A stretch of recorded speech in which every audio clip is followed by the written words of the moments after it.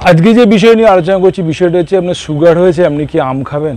এই গরমের মধ্যে আম খেতে চেষ্টা করছেন বা ইচ্ছা আছে কিন্তু খেতে পাচ্ছেন না, তরমুজ বা মিষ্টি ফল খেতে ইচ্ছা করছে কিন্তু পারছেন না। আমি বলছি খাবেন, আমি বলছি খাবেন, কারণ আমার কাছে কিছু পেশেন্ট আছে, তারা খেয়েছে, তারা বলছে আমার কোনো সমস্যা হয়নি। সুতরাং সেই জন্যই ভিডিওটা দেওয়া। আর আমার হোয়াটসঅ্যাপ নাম্বার আছে, কোনো প্রশ্ন থাকলে অবশ্যই আমি কে ফোন করবেন আমাকে, আমি আপনাকে হেল্প করবো কথা দিলাম। আর একটাই কথা বলি, সাবস্ক্রাইব করতে ভুলবেন না, বেল আইকন দিতে ভুলবেন না, সবাইকে শেয়ার করতে ভুলবেন না, কারণ আমি দীপেন সামন্ত ওনার বাড়ির ছেলে, সবসময়ের জন্য বলেছি। এবং সুগার হয়েছে, আম খাবেন বা মিষ্টি ফল খাবেন কি না সেটা জানুন। দেখুন ভিডিওটা শেষ পর্যন্ত।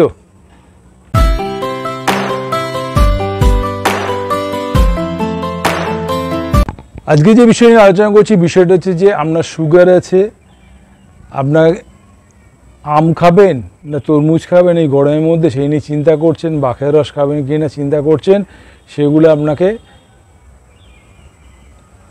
সেই বিষয় নিয়ে আজকে আলোচনা করছি। কারণ ব্যাপারটা হচ্ছে কি, যখনই আপনি এই সুগার হয়েছে একটু আমের চেষ্টা করছেন আম খাবেন কি না, কিন্তু আমি বাবাদের বলছি আম খাবেন। কখন ওই ফল হচ্ছে, ফল থেকে আমরা কি পাই? ফ্রুক্টোজ। তাই ফ্রুক্টোজ কখনো সুগার বাড়ায় না, ফ্রুক্টোজ কখনো সুগার বাড়ায় না। সুতরাং ফ্রুক্টোজ আপনি খান পরিমাণ মতো, আপনি কোনো কিছুই সব ক্ষেত্রে এরকম অতিরিক্ত ভালো না। সুতরাং অতিরিক্ত আম খাবেন না, অতিরিক্ত তরমুজ খাবেন না, অতিরিক্ত আখের রস খাবেন না, এগুলো খাওয়ার চেষ্টা করবেন না। আপনি যখনই আম খাবেন, একটা মানুষের যদি সুগার কন্ট্রোল থাকে এবং তার সঙ্গে সঙ্গে নিয়ম মতো ব্যায়াম, নিয়ম মতো প্রাণায়াম, নিয়ম মতো যোগাসন করতে সুগার কন্ট্রোল আছে, তাহলে আপনি 130 গ্রাম মতো পার ডে আপনি আম খেতে পারেন, 130 গ্রাম মতো আপনি আম খেতে পারেন।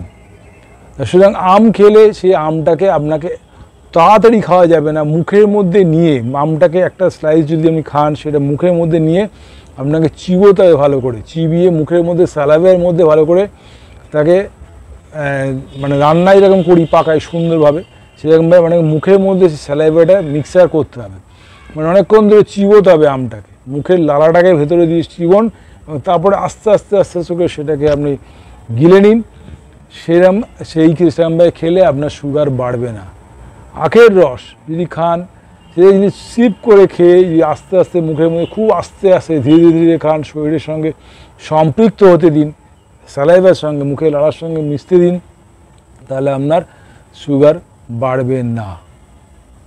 কারণ আমি প্রমাণ করেছি, কিছু পেশেন্টের ক্ষেত্রে তারা খেয়ে বলেছে যে আমি কিন্তু টেনশান হচ্ছে বেড়ে যাবে কি না, কিন্তু আমার বাড়েনি।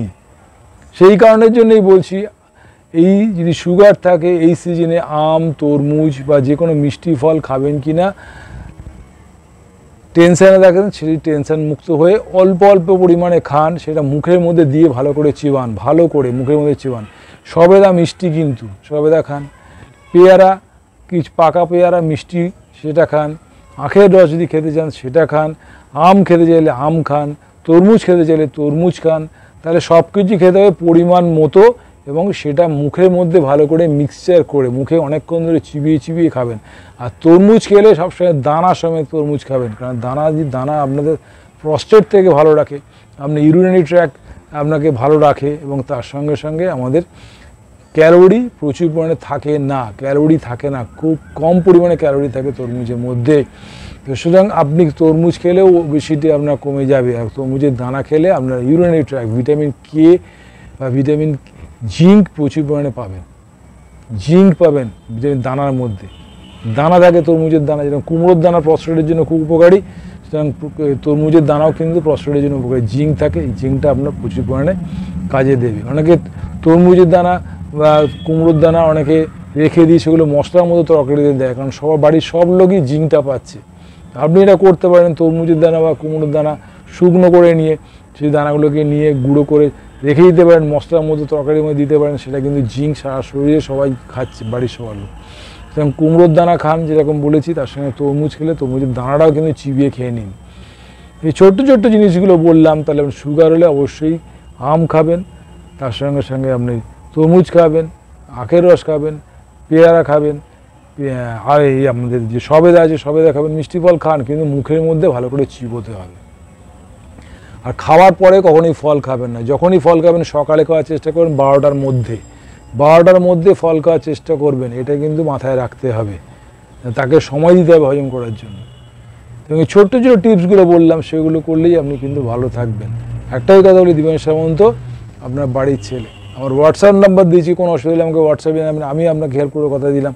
আর একটাই অনুরোধ থাকলো, সাবস্ক্রাইব করতে ভুলবেন না, বেল আইকন টিপতে বলবেন না, সবাই কিন্তু শেয়ার করতে ভুলবেন না, কারণ আপনার সুগার হয়েছে, আপনার প্রতিবেশী কারো যদি সুগার থাকে তারাও কিন্তু এই সন্দেহ থেকে দূরে যাবেন যে সুগার হলেও কিন্তু মিষ্টি ফল খাওয়া যায়। সেটার প্রসেসটা হচ্ছে এইটা, দুপুর 12টার মধ্যে খেতে হবে এবং সেটা খুব ভালো করে চিবিয়ে মুখের মধ্যে মিশ্রণ করে খান, আপনার সুগার বাড়বে না, গ্যারান্টির সঙ্গে বলছি। ভালো থাকুন, ভগবানের কাছে এই প্রার্থনা করি। নমস্কার।